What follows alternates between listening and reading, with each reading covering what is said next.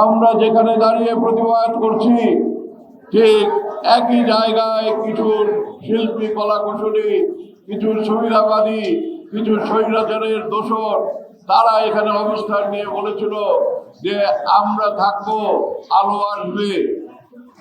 আলো কোনোদিন আর আসবে না। আলো বন্ধ হয়ে গেছে, আলোর তেল শেষ হয়ে গেছে, জেনারেটর আর অন হবে না, আর কোনো পাওয়ার অন হবে না। আপনারা অন্ধকারে নিপতিত হবেন, আর এই অন্ধকারে আপনাদের চেহারা দেখা যাবে না।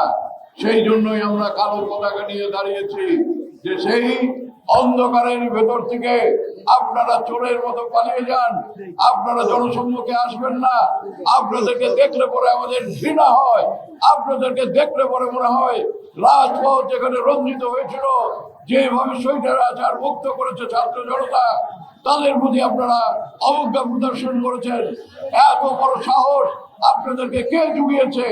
আজ আপনারা সবার কাছে ঘৃণিত। আজ আমাদের প্রত্যেকটা সাংস্কৃতিক সেক্টর, আপনি যদি শিল্পকলার দিকে যান, আপনি যদি এফডিসির দিকে তাকান, আপনি যদি টেলিভিশনের দিকে যান, আপনি যদি বাংলা একাডেমির দিকে তাকান, সর্বক্ষেত্রে সর্বত্রই আমরা দেখবো যে অন্ধকার ছেয়ে গেছে।